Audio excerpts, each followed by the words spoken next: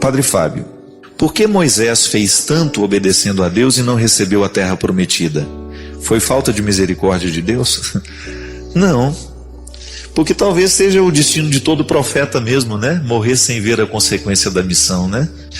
Nem sempre a gente vai ver o que a gente plantou. Nem sempre a gente tem a oportunidade. Às vezes Deus nos dá até uma colher de chá, né? Como se diz lá em Minas, né? A gente vê um ou outro resultado daquilo que a gente faz, e é bonito, a gente se sente até motivado. Mas no contexto dos grandes profetas, eles não viam quase nada. Moisés recebeu aquela missão de libertar o povo do Egito, e ele passou por todo aquele processo de fazer o povo permanecer na esperança, mas não chegou lá. O povo chegou, mas Moisés não. Com isso Deus nos mostra muita coisa interessante, né? Porque na verdade o papel do profeta é manter a chama da esperança. Gente, é muito interessante quando você percebe que a pessoa vai perdendo a esperança. É muito interessante a gente ver as consequências desastrosas que a falta de esperança tem na vida da pessoa. Ali no contexto de Moisés, ele precisa fazer o povo andar, ele precisa fazer o povo chegar. E é a sua palavra, é o seu testemunho, é ele estando à frente o tempo todo. E você tem ali, se você pega a Sagrada Escritura, você vai ver tudo o que isso significou na vida de Moisés, todas as dificuldades que ele enfrentou. Quando o povo começou a construir as suas idolatrias e ele precisou reorientar o povo na fé. Quando ele exerceu o seu papel sacerdotal no meio do povo, né? E em cada tempo daquele processo de passagem, ele precisava ser para o povo que o povo precisava que ele fosse. Ele exercia o papel de ser essa presença que não deixava morrer a esperança. Hoje eu fico vendo, depois de milhões e milhões de anos, né, em que nós estamos vivendo esta mesma travessia, porque a Terra Prometida, ela é uma metáfora muito bonita de tudo aquilo que a gente espera na vida. Para o povo de Israel, essa Terra Prometida era uma localização geográfica, porque eles não tinham lugar.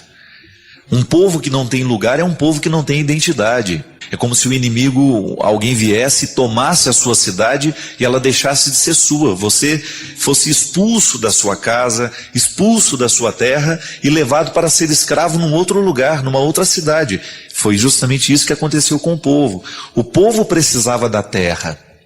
A terra é que daria a identidade a esse povo. Tudo bem, é uma geografia, é um lugar a ser chegado. Mas o interessante é a gente pensar que a terra prometida se desdobra e depois ela deixa de ser apenas uma localização geográfica. Buscar a terra prometida, hoje para nós, é buscar o lugar que Deus preparou para que eu seja. Digamos que eu estou em processo de êxodos, de travessias, para chegar a ser o Fábio que eu posso ser. Corro o risco de morrer sem ter sido. Então Moisés não chegou a pisar a terra prometida, mas você pode ter certeza que no sonho e na esperança, Moisés foi o primeiro a pisar naquela terra. Isso é o bonito. Não precisa da materialidade, não precisa do chão. Moisés já conhecia a terra prometida e foi por isso que ele se pôs a caminho, mas morreu antes de ver o lugar. Mas ele já tinha visto tanto nos seus sonhos, nas suas esperanças, que pisar no lugar já não era tão necessário mais. Porque na verdade, o processo de Deus em nós nem é tanto chegar, mas é como a gente chega. É igual quando a gente vai ver um filme, um romance, não é? Todo mundo já sabe como termina, não é? O mocinho sempre vai ficar com a mocinha e termina assim bonito, todo mundo chorando no final. Porque o importante não é o que acontece, é como acontece. O mais importante não é chegar, mas é como eu chego. E cada vez mais eu descubro isso. Às vezes eu tenho num primeiro momento, eu tenho a ilusão de que o mais bonito é chegar no lugar para onde eu estou viajando. Mas se de repente eu começo a abrir os olhos, eu vou perceber que a viagem, ela é tão encantadora, ou às vezes até mais encantadora do que chegar. Se tivesse um jeito de chegar sem ter que ir, não é? Quando eu estou cansado demais e eu tenho que viajar muitas vezes eu falo, meu Deus, se tivesse um jeito de chegar assim eu ter que ir. Mas muitas vezes o ter que ir é melhor do que eu chegar. E na promessa da terra prometida, O bonito de tudo não é chegar até a terra prometida, mas é o que Deus vai fazendo dentro do nosso coração à medida em que a gente sonha com a terra prometida. O desejo sobrevive da ausência, porque na hora que você tem aquilo que você desejou, cessou, não é assim? É igual a roupa que é bonita na vitrine, mas na hora que você veste ela não é tão bonita assim como estava na vitrine, é porque já é sua. E é engraçado porque a experiência de Deus na nossa vida, ela funciona assim. Eu me lembro que uma vez eu escrevi um texto contando de um carrinho que eu tinha vontade de ter. O Pegasus, né? Um carrinho lindo que ficava na vitrine e que eu sempre tinha vontade de ter aquele carrinho para mim, só que eu era pobre. E o Pegasus era um carrinho caro demais para um filho de pedreiro. Então eu ficava na vitrine sonhando, imaginando como seria o ronco daquele carro, ele era de controle remoto, como seria brincar com aquele carro. E eu nunca tive. Mas o que eu compreendo desse desejo de criança? Eu ficava na vitrine e era justamente por não conseguir ter aquele carrinho que eu o achava tão encantador. E aí no texto que eu escrevi lá do meu primeiro livro, Tempos, Saudades e Esquecimentos, aí eu dizia que olhar um carrinho na vitrine para uma criança é como uma experiência religiosa. Porque eu olho o carrinho e eu não tenho possibilidade de tê-lo. E Deus, nós o amamos assim, sem poder possuí-lo. O dia que a gente tiver a pretensão de possuir a Deus, Ele deixa de exercer o seu poder sobre nós. Porque o seu fascínio consiste justamente em nunca se deixar aprisionar por nós. Deus é imanência, mas Ele é também transcendência. Eu olho para Ele e o admiro, como São Paulo diz. A gente vê agora como que em partes. Mas a gente só vai ver essa totalidade na eternidade. E a esperança da terra prometida está totalmente, tudo isso que nós estamos falando, está diretamente ligado à terra prometida, de nós nos colocamos a caminho para chegar a um lugar que a gente não chega nunca. Por quê? Este lugar não é para ser chegado, este lugar é para motivar a vida. E ele muda de figura. Essa terra prometida vai ganhando novas faces. Ninguém fica procurando a mesma terra prometida a vida inteira.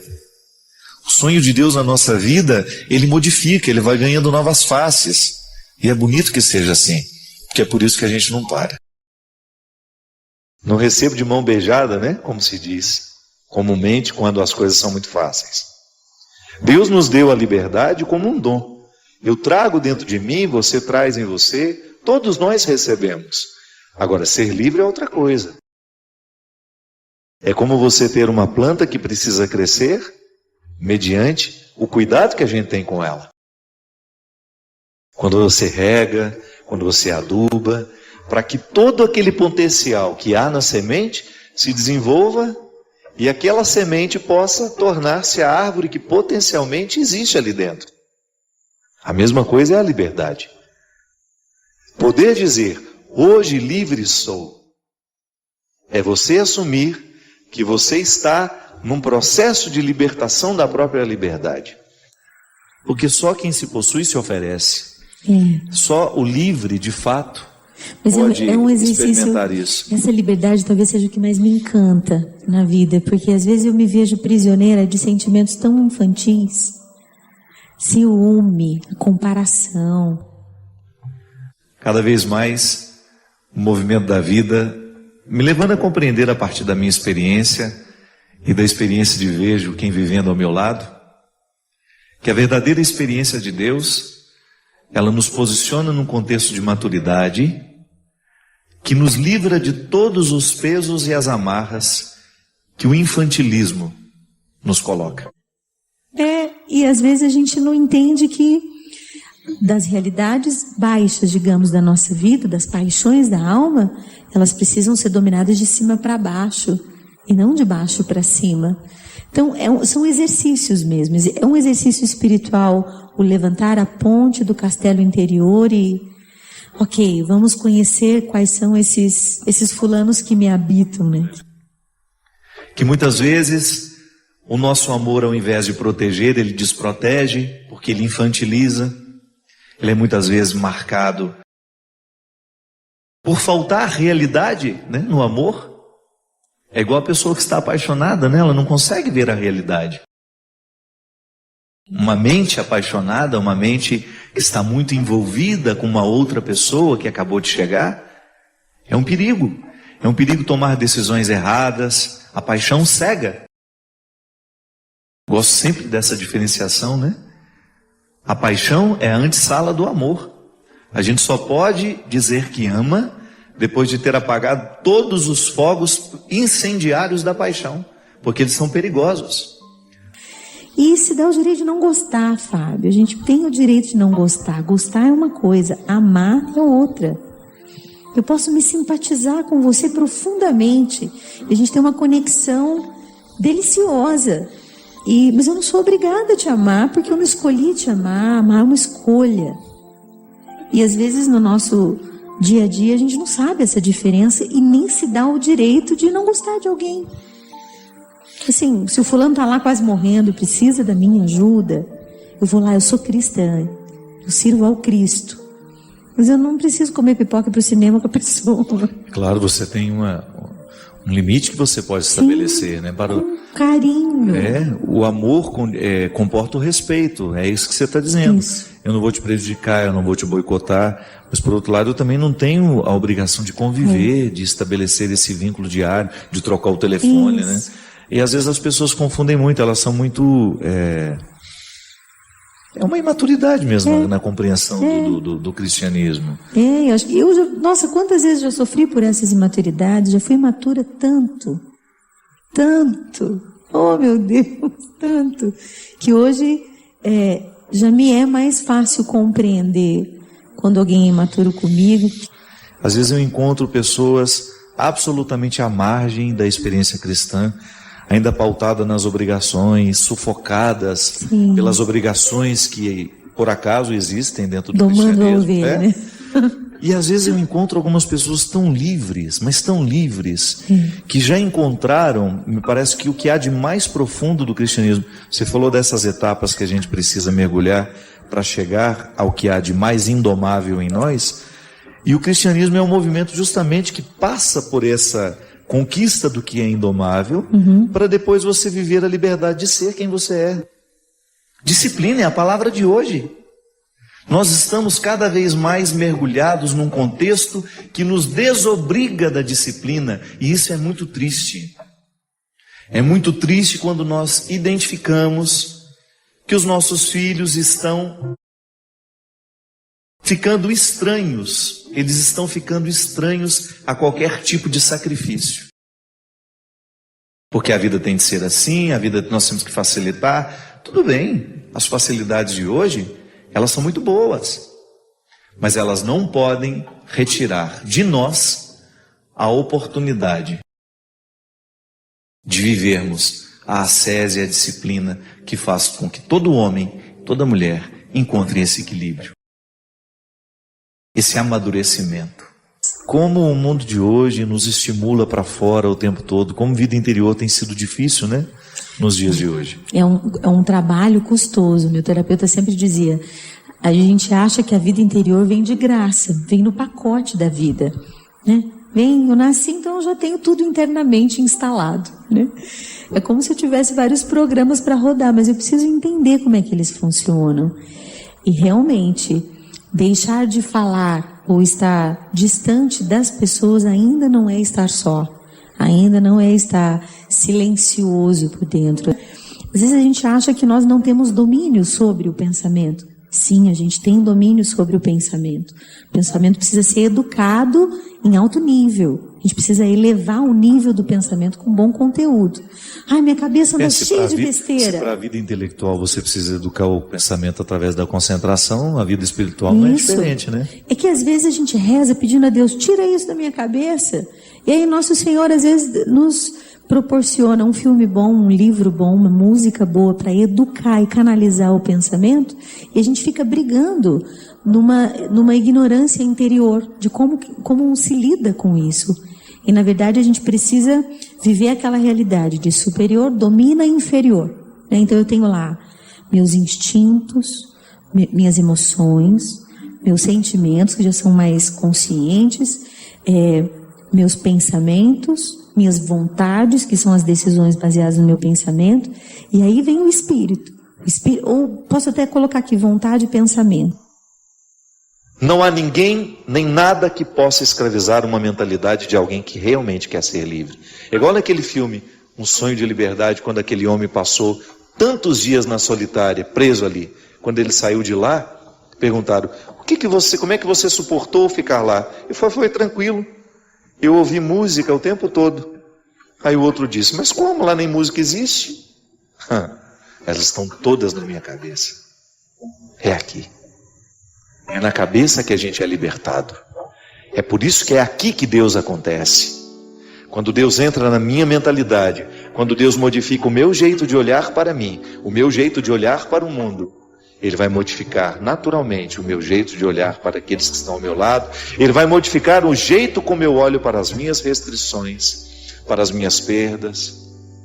E aí, outro destino não há a ser buscado, a ser conquistado, a ser experimentado, a não ser a satisfação. Apesar de tantas dificuldades, a gente poder sorrir e dizer, a vida está valendo a pena, porque a minha cabeça está me ajudando a fazer valer a pena.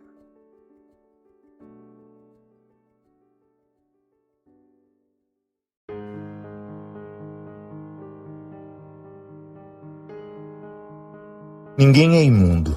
Por vezes estamos, mas não somos. O verbo ser refere-se à essência, o verbo estar às circunstâncias. O mesmo vale para o erro. Ninguém é errado, mas podemos estar errados. Essa compreensão nos humaniza, retira-nos do tribunal, onde corriqueiramente condenamos nos outros o que não suportamos reconhecer em nós. É tão difícil separar, do ponto de vista de linguagem, o ser do estar. E como não sabemos diferenciar na linguagem, também erramos na diferenciação dos conceitos. Quantas vezes você se interpretou um erro? Quantas vezes você interpretou o outro como um erro? Não. A circunstância do erro não nos determina. A nossa essência continua lá. É interessante porque na antropologia cristã nós acreditamos que Deus não errou com nenhum de nós. É claro que ao longo da vida as pessoas vão errando com a gente. É como se a gente pudesse dizer, o alicerce é bom, mas as paredes foram mal construídas. Deus não errou no alicerce. Deus nos fez, Deus nos concedeu a essência da bondade. Mas por escolhas ou por influências, nós vamos escolhendo o errado. Nós vamos escolhendo o imundo. Nós vamos escolhendo a fofoca, a maledicência. Nós vamos escolhendo aquilo que nos despersonaliza. E aí nós vamos entrando nos contextos negativos, impondo ao ser circunstâncias danosas e pecaminosas. Pecado nem no sentido, nem que eu estou falando aqui, não é nem no sentido religioso. Pecado enquanto realidade que fere a dignidade humana. E até mesmo os ateus precisam ficar atentos, porque eles também têm uma dignidade a ser preservada. Se nós compreendêssemos isso, nós julgaríamos menos as pessoas. Nós deixaríamos de classificá-las de acordo com as nossas decisões. A pessoa errou com você e você vai ficar eternamente dizendo que ela é horrível, que ela é isso, que ela é aquilo. Não, ela não é. Ela por acaso naquele momento foi com você. Mas a gente não pode aprisionar o outro no que nós achamos ou porque vivemos aquilo, porque sofremos aquilo que ela provocou. A pessoa é muito mais. Quantas pessoas você encontra um tempo depois e você identifica, nossa, como elas evoluíram. Quantas pessoas você identifica que avançaram muito, ficaram mais maduras, mas naquele momento que passaram pela sua vida, fizeram um estrago. O mesmo acontece comigo e com você. Deixe de se interpretar a partir dos erros que você comete. Preste mais atenção na sua essência. Ela é boa. Deus não errou com você. Se por acaso hoje você recolhe resultados desagradáveis das suas escolhas, isso não significa que você está condenado a ser eternamente assim. Ouse virar a página. Reescreva essa história a partir do momento presente, que é esse grande presente que nós temos nas mãos. Se a gente quiser ser cristão, nós temos que mergulhar no contexto das nossas escolhas, nós temos que refletir o jeito como nós vivemos, porque senão o nosso cristianismo, ele não atinge os seus efeitos. Um bom cristão é aquele que todos os dias antes de dormir faz o seu exame de consciência, como eu tantas vezes já disse aqui, que é aquele exercício que a minha mãe me ensinou, de passar a limpo a vida que eu estou vivendo, pensar quais foram as palavras que hoje eu disse que puderam ter ofendido alguém, que eu escrevi, o que eu fiz hoje que possa ter machucado alguém, qual foi o meu gesto de intolerância, ou o meu gesto de falta de caridade, e também aquilo que foi bom. O meu exame de consciência me coloca diante de mim. Não é o outro que me faz perguntas, sou eu mesmo que me faço. O que eu estou precisando mudar na minha vida, na minha história? Porque sim, o cristianismo, ele precisa ser reflexivo. Às vezes nós vivemos sem fazer perguntas a nós, não é aos outros não, viu? Às vezes nós até fazemos muitas perguntas para os outros, mas as perguntas que nos transformam não são as que nós fazemos para os outros. As perguntas que são capazes de mudar a nossa vida são aquelas que nós fazemos a nós. E nós precisamos muito sair deste contexto de tanta pressa, dessa rotina reativa, porque às vezes nós somos tão reativos, e você ser capaz de lançar dentro de você um questionamento que possa frutificar e provocar mudanças. Se a gente quiser ser cristão, nós temos que mergulhar no contexto das nossas escolhas, nós temos que refletir o jeito como nós vivemos, porque senão o nosso cristianismo, ele não atinge os seus efeitos. Um bom cristão é aquele que todos os dias antes de dormir faz o seu exame de consciência, como eu tantas vezes já disse aqui, que é aquele exercício que a minha mãe me ensinou, de passar a limpo a vida que eu estou vivendo, pensar quais foram as palavras que hoje eu disse que puderam ter ofendido alguém, que eu escrevi, o que eu fiz hoje que possa ter machucado alguém, qual foi o meu gesto de intolerância, ou o meu gesto de falta de caridade, e também aquilo que foi bom. O meu exame de consciência me coloca diante de mim. Não é o outro que me faz perguntas, sou eu mesmo que me faço. O que eu estou precisando mudar na minha vida, na minha história?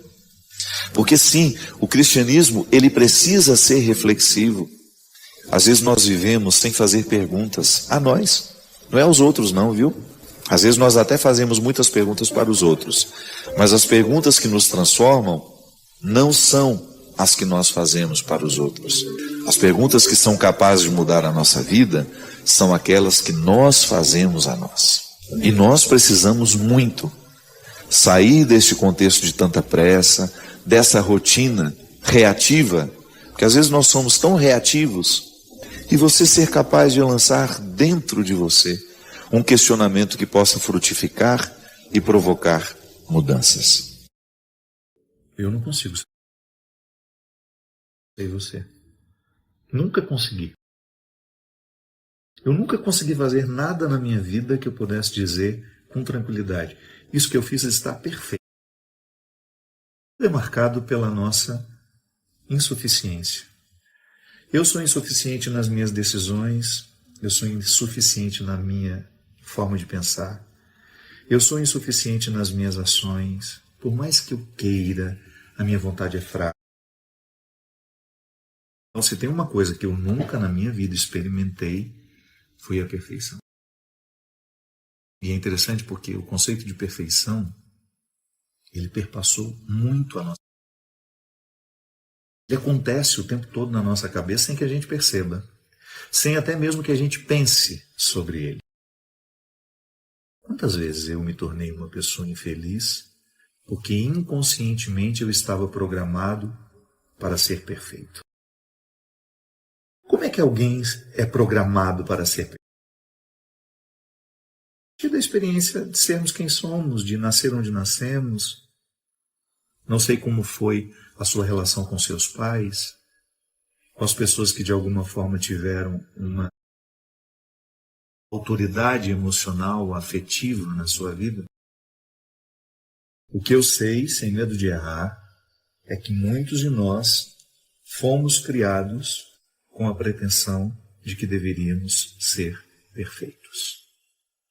Inclusive porque a gente fazia uma associação assim: se eu não for perfeito, eu não serei amado, eu não serei querido, não serei aceito. Quantos de nós infelicitamos bons períodos da nossa vida porque a gente queria. É claro que a partir disso toda a compreensão da dimensão divina da nossa humanidade. O mistério da encarnação nos assegura isso. Depois, no mistério da encarnação, tudo está tocado pelo sagrado. E Nossa Senhora é a mulher onde tudo isso acontece. É a carne que Deus escolhe para inserir de maneira definitiva, inserir-se de forma definitiva na história. E a partir dessa construção teológica de Nossa Senhora, às vezes a gente perde alguns elementos humanos dela. Aliás, esse é um problema que às vezes a gente vê dentro do contexto da Mariologia, as pessoas esquecerem a humanidade de Maria, que é tão importante isso para nós. É a parte que nos cabe nesse mistério. Então, se a gente coloca a Nossa Senhora muito distante do que é humano, a gente perde o específico nosso, nela representado dentro do mistério da encarnação. Maria cheia de raça. Não teve de graça o que recebeu. É bonito porque você pensar que Nossa Senhora precisou do esforço humano em todo o seu processo também, na elaboração de tudo aquilo que ela precisava significar na vida de seu filho. Não foi fácil ser ela. Não foi fácil cumprir o seu papel. E aí você retira Nossa Senhora desse contexto muito, às vezes, uma ternura sem coragem, né? Às vezes a gente vê Nossa Senhora assim, né? Muito frágil. A própria, muitas vezes, a própria representatividade na própria imagem que às vezes a gente tem dela. Uma ternura que dispensou a coragem. Não, pelo contrário, né? Essa ternura só é possível porque essa mulher teve muita raça. Ela precisou enfrentar os desafios diários de sua maternidade. Precisou lutar no seu dia a dia para poder exercer o papel na vida de seu filho Jesus e enfrentar a sociedade do seu tempo. Aqui é uma passagem muito interessante que mostra essa força de vontade como um elemento essencial na vida de Nossa Senhora.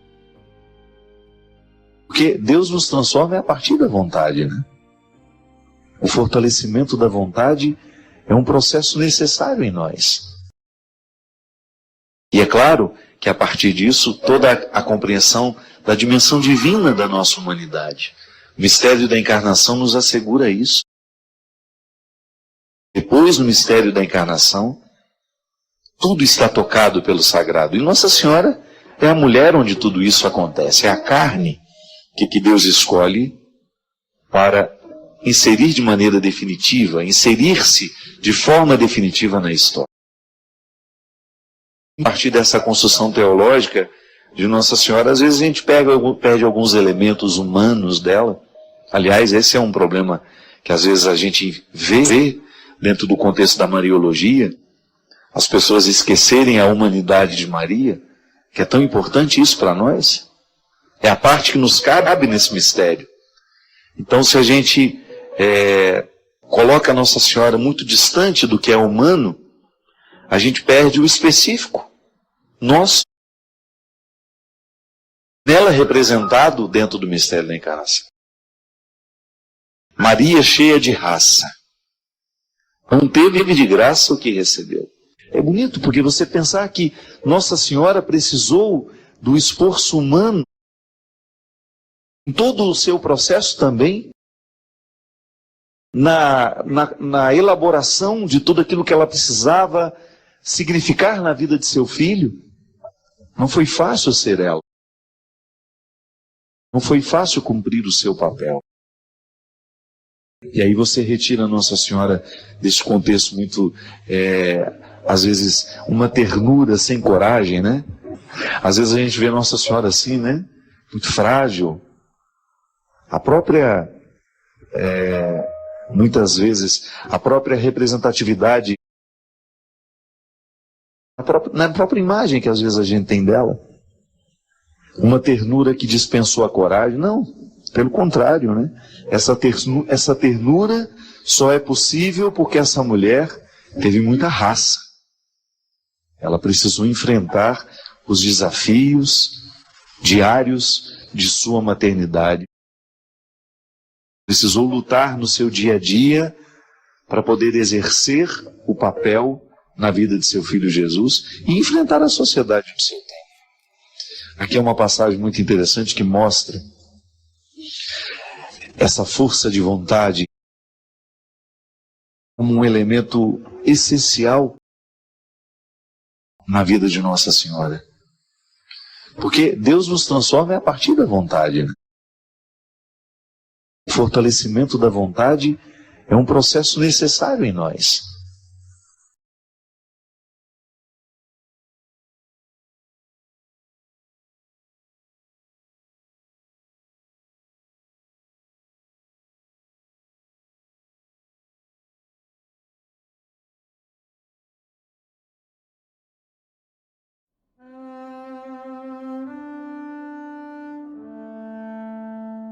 Você sabe muito bem disso. Você não tem como apagar o seu passado.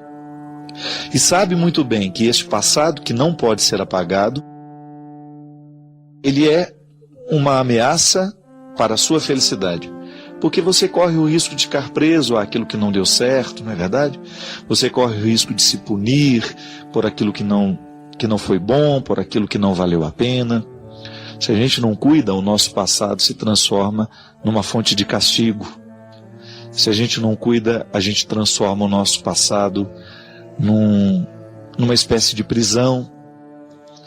Mas quando Jesus ensina as pessoas a reinterpretarem o passado, ele na verdade faz uma proeza de colocá-las na perspectiva de que aquilo que aparentemente poderia ser uma prisão torna-se um lugar de aprendizado. E é assim que a gente celebra a vida, né? Eu olho para aquilo que eu vivi e eu me proponho, a partir daquilo que eu vivi, corrigir o que não foi bom e me projetar com um pouco mais de esperança para que o meu futuro seja mais promissor, para que eu tenha condições de ser mais feliz, para que eu tenha condições de me realizar como pessoa. É isso que a gente pretende. Fazer com que a nossa vida, o meu trabalho, seja sempre para você que me acompanha, para você que está comigo aqui no programa, para que nós tenhamos sempre essa oportunidade de começar de novo.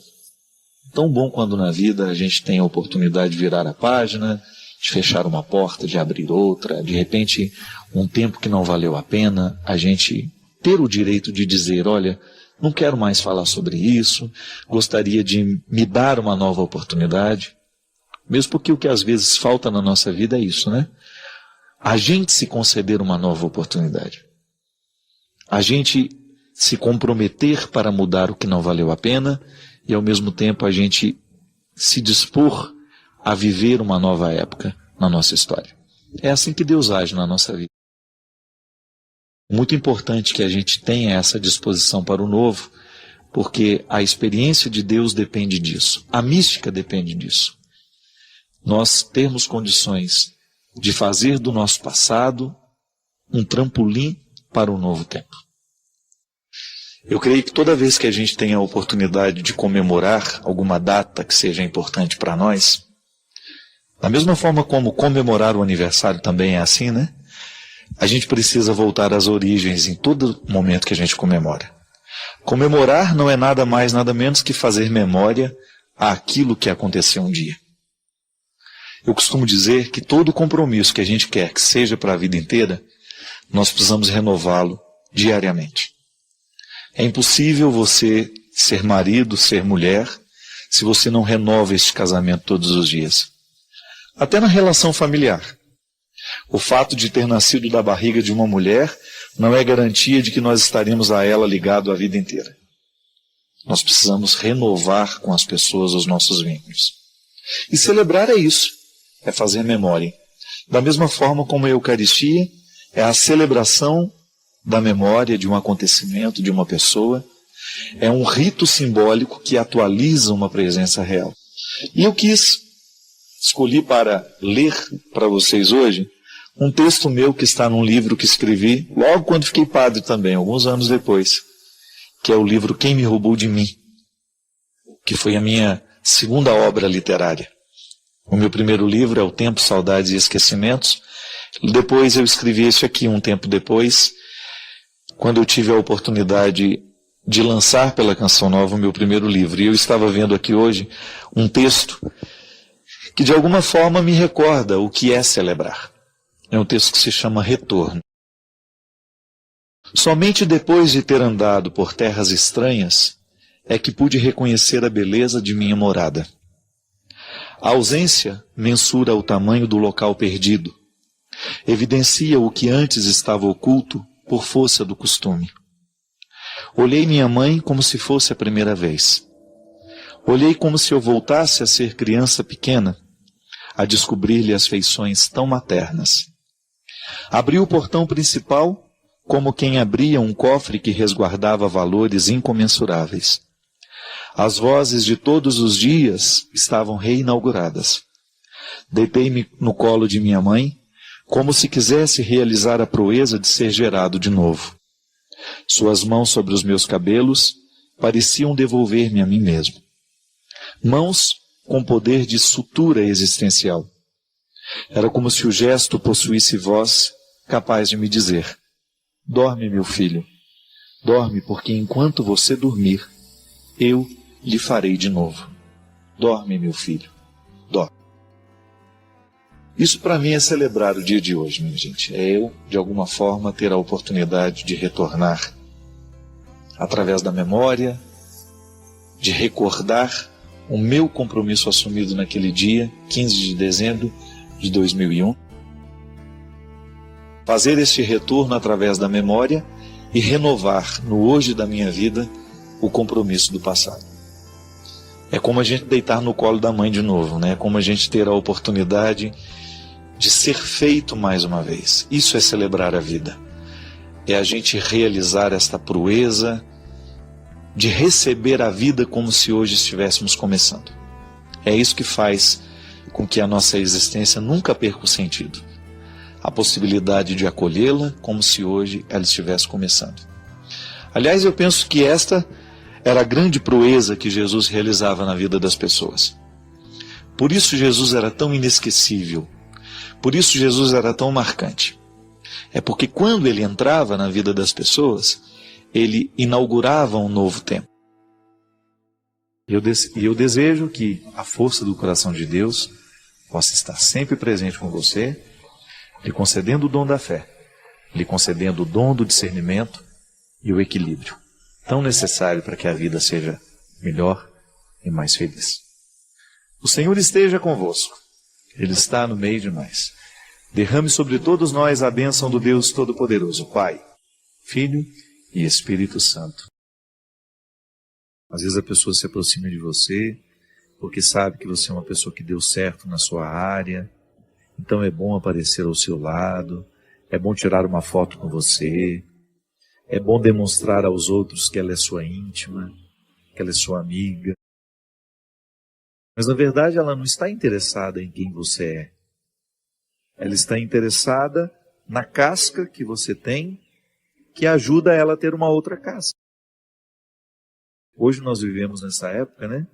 Onde nós nos demonstramos tanto, nos mostramos tanto. Todo mundo Quando tem uma rede social onde se mostram, isso pode virar uma neurose, porque você acaba buscando pessoas não para encontrá-las de fato, mas para alimentar a sua necessidade de registrar e ter material para publicar depois. Então, quando nós nos encontramos e não temos necessidade de publicar o que vivemos, é porque de fato nós apreciamos o que vivemos. Não estou dizendo que é problema publicar. Eu estou dizendo que muitas vezes, no excesso de publicação, nós estamos escondendo a nossa necessidade de instrumentalizar o outro, de apenas aproveitar a casca que é o outro. O sucesso é um exemplo. Mas o dinheiro também. Quantas pessoas se aproximam das outras por causa daquilo que elas podem oferecer materialmente a elas? Que também é uma bobagem, né? Porque pode ser a situação mais confortável do mundo. Eu, particularmente, eu não suporto se a minha alma não estiver se sentindo bem. Ah, aquele barco é maravilhoso, nós vamos passar lá uma semana. Deus me livre de um barco maravilhoso com pessoas com as quais a gente não se liga. Aquilo que pode parecer um paraíso, para mim é um inferno. Ah, mas nós vamos fazer uma viagem linda, tudo de graça, tudo pago. Não. E o que eu pago para estar lá? Emocionalmente. E tem gente que se sujeita a isso. Passar um final de semana ali ou aqui, só para aparecer, só para manter a casca, que é sua e também dos outros. E aí o oco do coração vai acontecendo naturalmente. Nós vamos ficando ocos por dentro, porque a vida é tão para fora e tão pouco para dentro, que nós vamos perdendo a própria alegria interior. E às vezes nós somos muito cruéis com a gente assim. Alimentamos por anos e anos e anos, sem perceber que estamos alimentando esse espírito de vítima. A vida não nos deve nada, não. A vida é sempre bonita, se a gente percebê-la assim.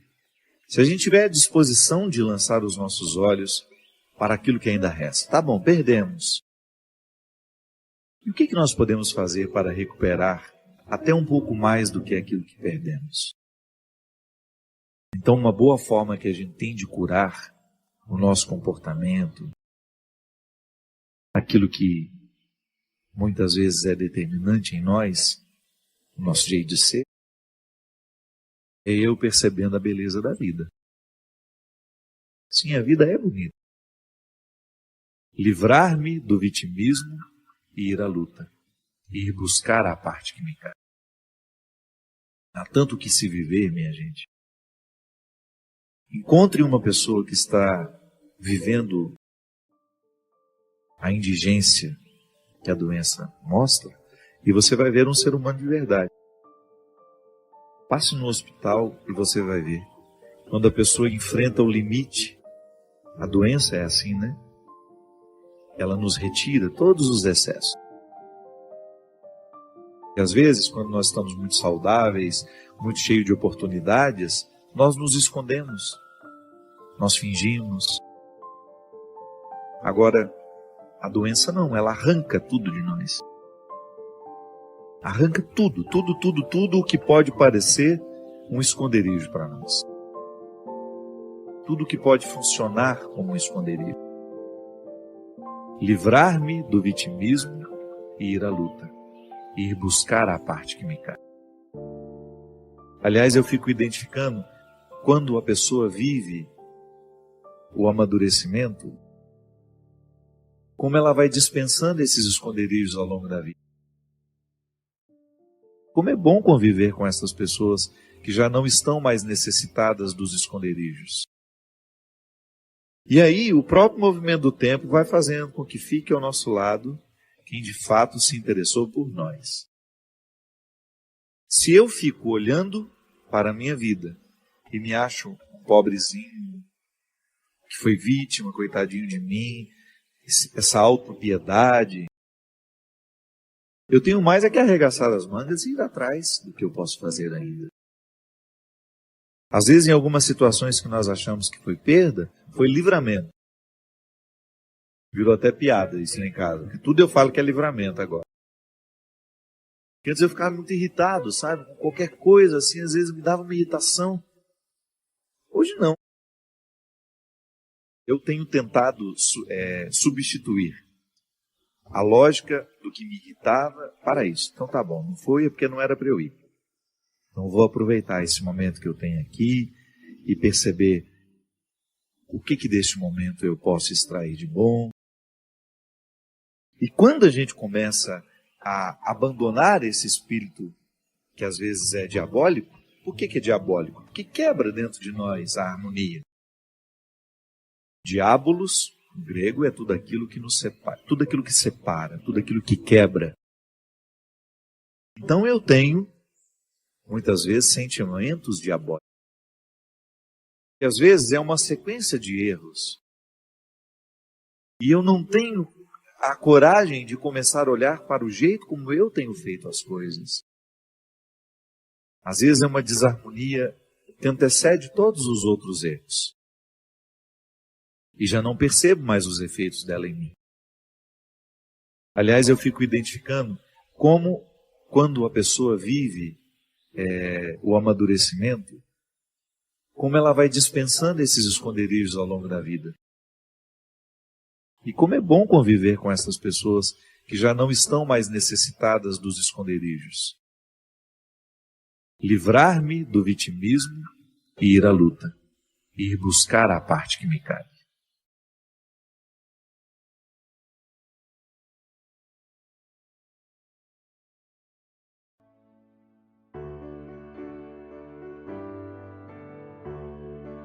Jesus foi extremamente libertador no seu tempo porque ele fez uma conexão muito direta entre o coração humano e o coração divino. O coração de Deus, nele plenamente manifestado e encarnado, acolheu os que passaram pela vida dele. Se nós quisermos ser essencialmente religiosos, espiritualizados, nós temos que permitir. Nós temos que escancarar as janelas do nosso coração e do nosso entendimento, para que a gente nunca se perca dessa verdade. Não existe como amar a Deus sem ter também um amor pela humanidade. Essa humanidade que está em mim, que está em você. Aquela humanidade que às vezes a gente tem dificuldade de reconhecer como parte da nossa. Pessoas que são muito diferentes de nós, muitas vezes marcadas por uma história pessoal difícil. Eu já fui muito afoito, já fui muito preconceituoso também. Não que eu tenha deixado de ser, né? O tempo todo eu identifico em mim algumas coisas que eu preciso avançar, que eu preciso evoluir, que eu preciso fazer ficar diferente dentro de mim. Mas eu não perco de vista isso. As questões humanas, aquilo que nos torna humanos, doem do mesmo jeito e também nos alegram da mesma forma. Claro, com proporções diferentes, vai depender da história de cada um de nós. O fato é que eu estou aqui, eu sou humano, você é humano. Precisamos de alguma forma dar conta da condição humana, que não é fácil. Não é fácil. Como é difícil você ter que lidar com você. Como é difícil lidar com aquelas partes desconhecidas de você que ainda gritam, que dão ordem. Como é difícil a gente lidar com aquilo que em nós ainda não obedece à nova versão que nós queremos ser. Então, para mim, vida espiritual é isso. É a oportunidade que eu tenho de alguma forma interferir, seja por meio da reflexão, seja por meio da ação, seja por meio da transformação do pensamento, da mentalidade, seja pela reformulação da linguagem. Tudo isso para mim é busca espiritual. Ninguém pode olhar para o passado, observar o presente e fazer o plano de futuro na correria. E é por isso que a vida cristã combina com reflexão, né? Nós não podemos ser um cristão qualificado se a gente não reflete a própria vida. Então, tenha calma com você. Se você tem dificuldade com as pausas, exercite-se nelas. Comece a olhar mais devagar para o seu jeito de ser. Comece a prestar atenção em você. Na maneira como você trata as pessoas, na maneira como você trabalha, na maneira como você estuda, na maneira como você escolhe ser quem você é. Reflita-se. Seja capaz de colocar para você mesmo, até descrever de vez em quando, quais são os seus maiores defeitos, o que você tem feito para superar cada um deles, quais são as suas qualidades e o que você tem feito para fazê-las crescer ainda mais. Essa é a pausa reflexiva.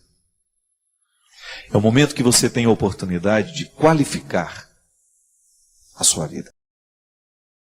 De fazer esse exercício e reconhecer nele um ato religioso. É um rito religioso. Refletir-se à luz de Jesus. Ter a oportunidade de observar-se. Para a partir desta observação, modificar, crescer, avançar, ir além. É o que eu desejo para você. Que hoje, ao observar a sua vida, ao prestar atenção na maneira como você está vivendo, você se comprometa com você. Porque o primeiro a ser beneficiado com a sua mudança não são os outros. Os primeiros não serão os outros. O primeiro a ser beneficiado com tudo aquilo que você vai se proporcionar, mudar, ser melhor, é você mesmo. Porque no fundo, o maior conforto que nós podemos desejar nessa vida é estar feliz em nós mesmos. É você estar satisfeito, sabendo que você está sendo o ser humano que você pode ser. E ninguém pode chegar neste lugar, ninguém pode alcançar essa condição sem se refletir. Por isso hoje eu desejo que o olhar de Jesus, ao olhar nos seus olhos, ele possa provocar em você silêncio. Que ele possa provocar em você este desejo de olhar para você mesmo. Sem os seus excessos, viu? Sem as suas mentiras. Às vezes você precisa das suas mentiras para que o outro te olhe melhor. Deus não precisa disso. Jogue fora todas as mentiras que você conta para você mesmo. Todas aquelas explicações que você se dá. Você não precisa delas neste momento. O Deus que te olha, o Deus que te encontra, dispensa toda e qualquer mentira que você tenha contado para você mesmo. É você e sua verdade. É neste território que Deus quer agir. Por pior que seja a sua indigência, por pior que sejam os seus erros, por pior que seja o seu passado, a sua história, nada disso vale agora. Sabe por quê? Porque Deus nos enxerga com olhos de futuro. Ao me encontrar, nessa noite de hoje, ao lhe encontrar, Deus só enxerga futuro. Não é maravilhoso isso? Pensar que hoje Deus só enxerga futuro em você? Isso é salvação. E se a gente aceitar que Deus nos salva com o seu olhar, um olhar que tem o poder de nos reinaugurar, de nos trazer vida nova. O Senhor esteja convosco. Ele está no meio de nós. Derrame sobre todos nós a sua bênção. Deus Todo-Poderoso, Pai, Filho e Espírito Santo. Às vezes nós temos aquela impressão de que nós estamos fazendo para nós. Não é? Melhor, às vezes nós temos a impressão de que nós estamos fazendo para os outros, mas não é para nós. Repare nas suas necessidades. Você tem necessidades. Não adianta você querer oferecer ao outro uma solução se antes você não experimentou. Nós somos o lugar onde nós experimentamos a vida, minha gente. Eu preciso o tempo todo de palavras que pastoreiem a minha alma, porque muito facilmente eu fico nas facilidades do egoísmo. Muitas vezes eu fico nos vícios de uma vida desregrada, infeliz. Às vezes eu tenho uma habilidade enorme de ser o meu pior inimigo. Quantas vezes você foi o pior inimigo? O seu pior inimigo. Quantas vezes você teve aquela ilusão de que os outros é que lhe podiam destruir? Não é não. Porque em última instância é você que vai acolher a voz ou vai rejeitá-la. Aquilo que está sendo dito por fora, se você acolhe dentro de você, aí você se transforma em seu inimigo. Se aquilo que está sendo dito é ruim, você guarda. Nós somos muitas vezes traumatizados assim, né? Porque nós somos crianças. O pai, diante de uma dificuldade que você teve, chama você de burro. A palavra do seu pai é tão importante para você que você acredita que você é burro. E às vezes você passa uma vida inteira desperdiçando a sua inteligência, porque naquele momento da vida você acreditou no que o seu pai disse. Você não conseguiu desabrochar a sua inteligência porque você acreditou que seu pai disse que você era burro e você ficou. Não pode. Não pode, você não pode cometer esse crime contra você.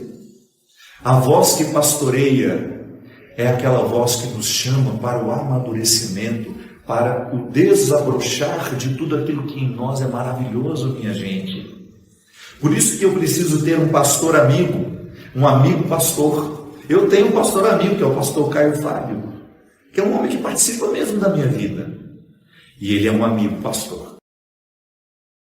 Eu trouxe para a minha vida, pela autoridade espiritual que ele tem, um homem que eu conheço, que eu identifico muito próximo da verdade, da sabedoria evangélica, e eu quero ele comigo, porque ele é meu amigo. Ou pessoas simples no meu dia a dia, que tem palavras proféticas na minha história, como a tia Ju. Padre Fábio, o senhor tem poder de cura. Quantas vezes eu já pensei nisso, mas a palavra dela ontem para mim confirmou aquilo que de alguma forma eu já sei. Preste atenção no que os que te amam lhe dizem. Você pode observar que muitas destruições acontecem na nossa vida quando nós paramos de ouvir as pessoas que nos amam. Ou quando nós trocamos, deixamos de ouvir as pessoas que nos amam para ouvir aqueles que acabaram de chegar. Quantas vezes nos nossos relacionamentos a gente se destrói porque a gente deixou de ouvir as pessoas que nos amam? A infidelidade entre casais acontece muito nesse momento, quando a gente deixa de ouvir o outro, quando a voz do outro deixa de acordar o significado que a gente sabe que ele tem na nossa vida. E depois que você cai na traição, que você cai no sentimento de fracasso, o que mais lhe dói é isso. Em algum momento eu ouvi. Em algum momento eu ouvi muito mais a voz que não me amava. E ao ouvir a voz que não me amava, eu me transformei num ser humano que eu não gostaria de ser. Infiel, trapaceador, incapaz de viver o que há de mais sólido e bonito dentro das relações que eu estabeleci. Eu começo a morar fora de mim, porque as vozes que eu estou ouvindo não me chamam para dentro de mim, elas me expulsam. Ou as vozes que eu estou ouvindo ajudam a me edificar as moradas do pecado. Ou então a voz que eu estou ouvindo, ela aguça aquilo que em mim é mais sórdido, mais pecaminoso. E não é à toa que a gente tem aquele ditado, né? Diga-me com quem tu andas, e eu direi quem és. Eu modificaria que Jesus andou com muita gente ruim e não se transformou nelas. Diga-me quem tu ouves.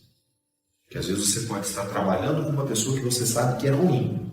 Você anda com ela, mas você não permite as influências ruins dela sobre você. Porque a voz não te chama, a voz não repercute dentro de você. Quando ela chega, ela não produz frutos. Então, a voz que nos pastoreia. Se você quiser prestar atenção na qualidade da sua vida, é só você prestar atenção a quem você escuta. Quem tem influência sobre você? Quais são as vozes que despertam as suas vozes interior?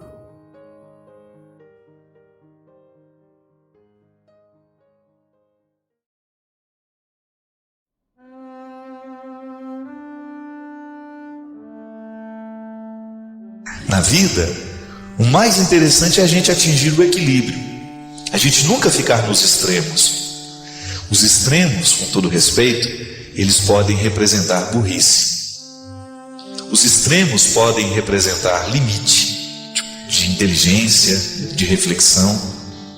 Mas quando nós misturamos o sobrenatural da vida com aquilo que é o absolutamente natural, então nós começamos a tocar numa realidade humana que você sabe muito bem. Você experimenta essa realidade o tempo todo e sabe que nem tudo pode ser explicado a partir dela.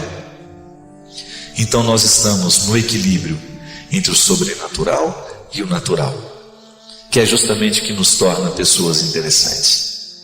Cada vez mais eu me convenço de que as pessoas mais interessantes na vida são aquelas que conseguiram equilibrar o sobrenatural com o natural, que descobriram a beleza de serem humanos e, de sabendo-se humanos, conseguem articular a dimensão divina da vida e começam a eternizar a vida e começam a eternizar os seus dias. Sabe como? Vivendo bem. Porque toda vez que a gente se sabe e se descobre cuidado por alguém, de alguma forma o cuidado que o outro tem por nós desperta um jeito diferente de viver.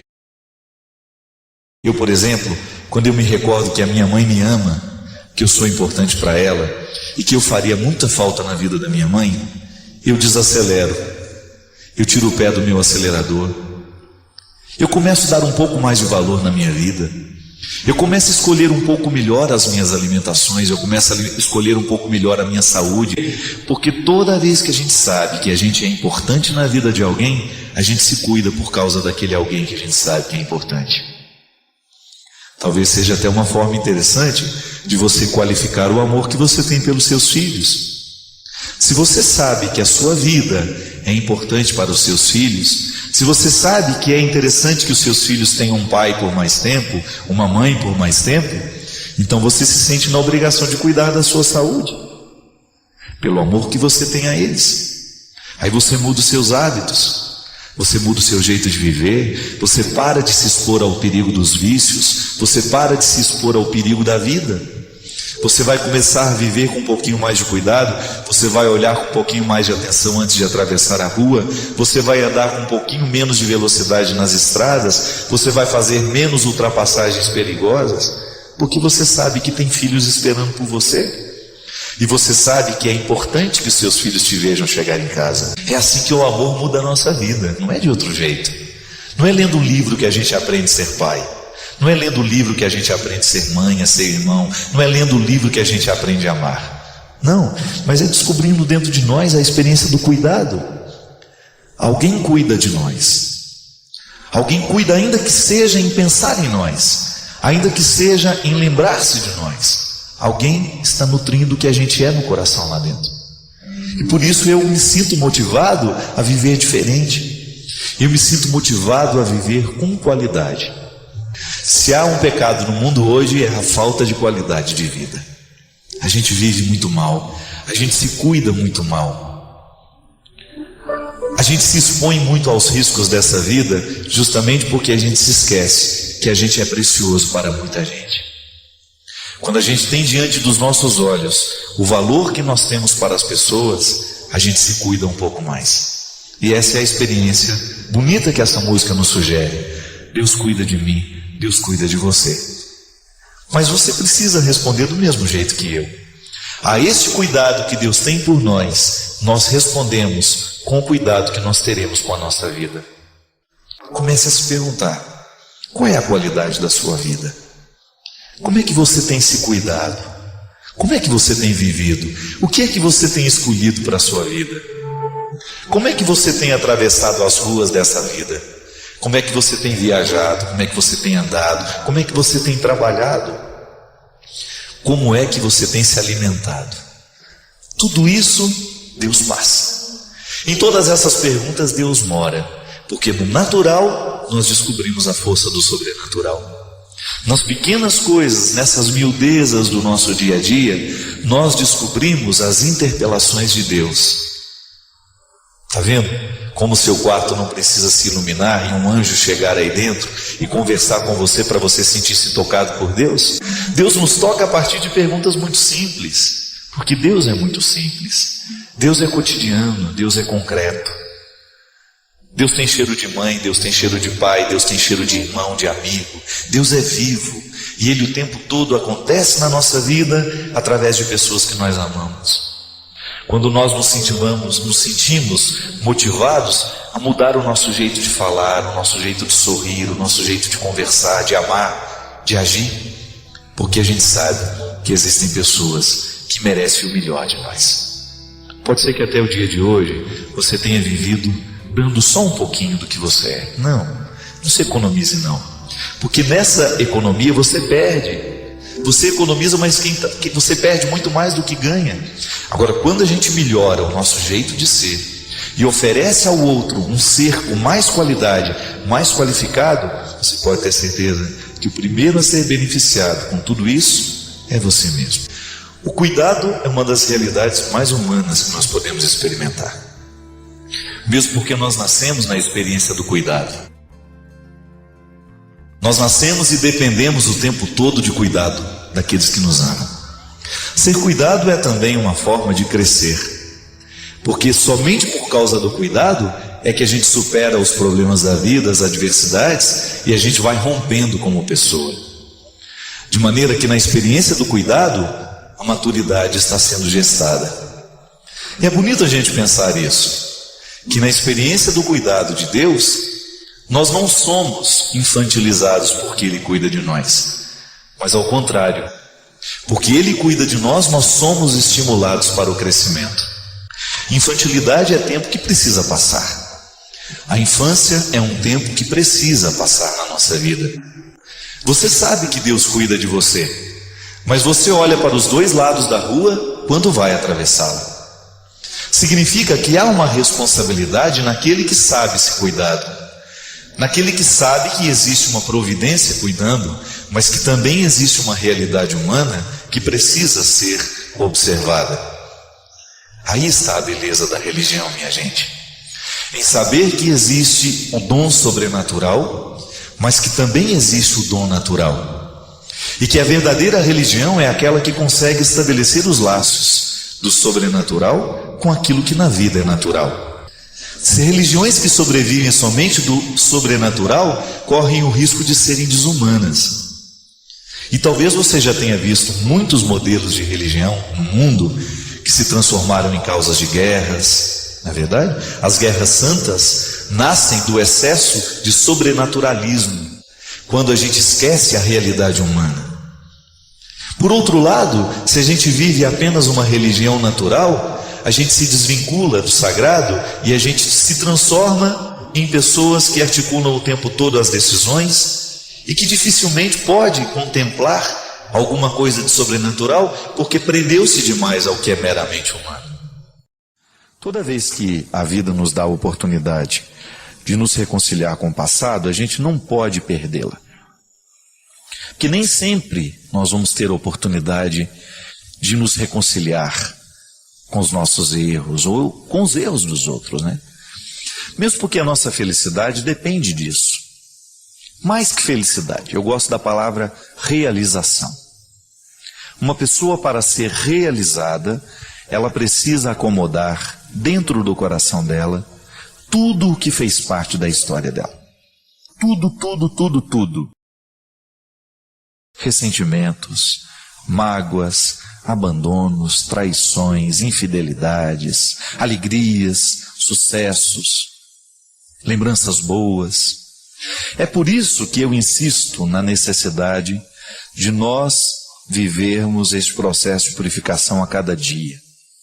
Porque quando nós deixamos tudo acumulado, dá muito trabalho. É como ficar uma semana sem alimento e depois comer tudo de uma vez. O organismo não aguenta. A mesma necessidade que o organismo tem de digerir o alimento, nós também temos de digerir as nossas emoções, a nossa espiritualidade, a nossa vida afetiva. Volto a dizer, a nossa reconciliação com a vida precisa ser constante. Quando eu não acomodo dentro do meu coração uma pessoa, quando eu não coloco no lugar certo aquela pessoa que significou sofrimento na minha vida, mais cedo ou mais tarde, a lembrança dessa pessoa vai retirar a minha paz. Ainda mais quando nós tratamos de um pai com a consciência infeliz. É lamentável quando você encontra pela vida alguém que chegou à conclusão de que não amou o que poderia ter amado, que não perdoou o que poderia ter perdoado. E é por isso que essa reciclagem, né? Eu gosto de usar sempre a linguagem da reciclagem, porque há muita sabedoria na reciclagem. Eu pego uma peça estragada e transformo num objeto novo. A essência continua ali, é velho.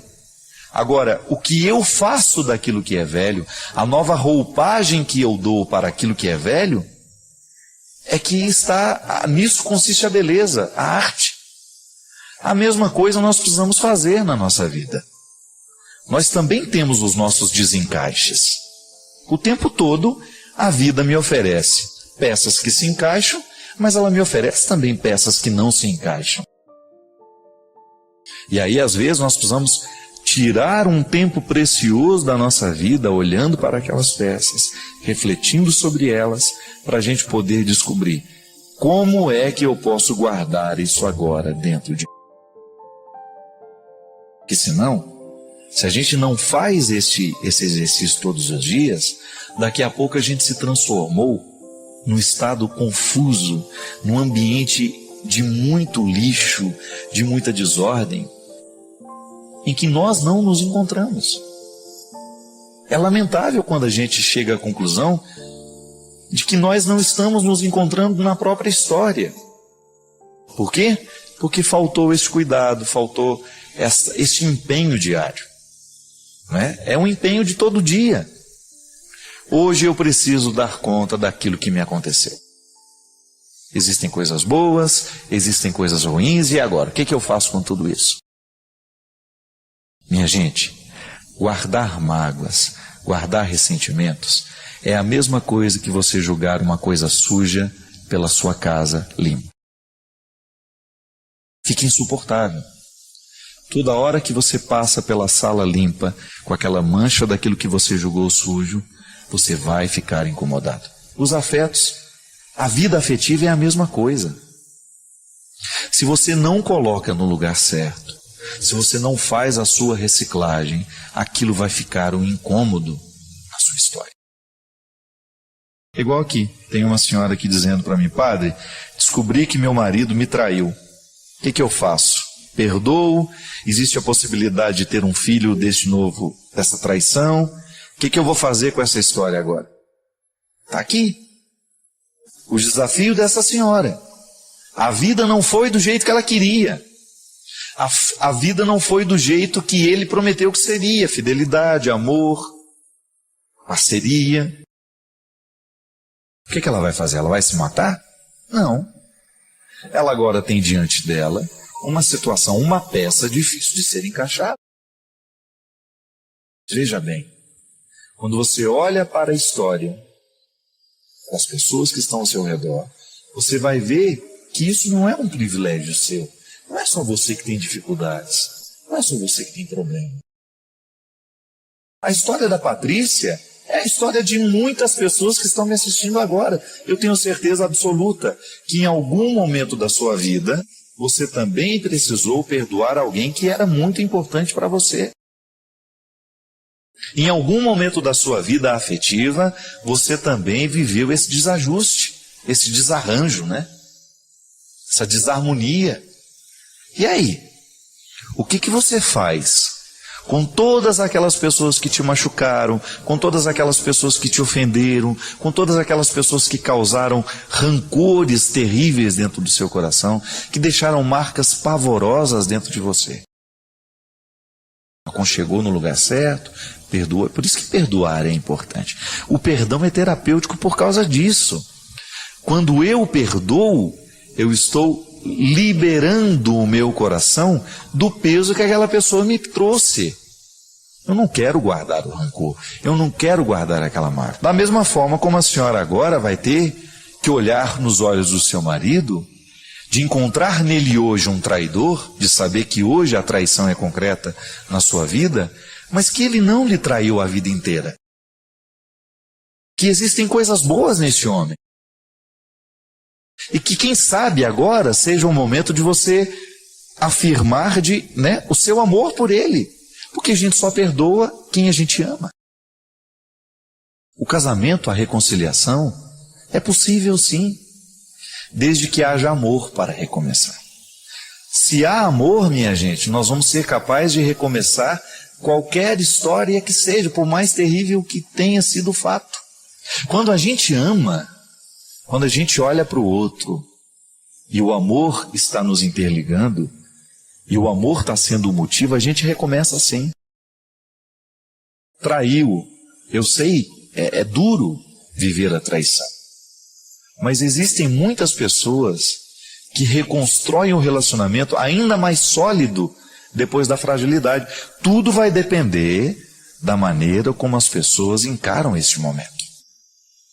Tudo vai depender da forma como as pessoas olharão para este fato novo. Tudo vai depender da maneira como nós respondemos a essa batida que a vida deu na porta. Você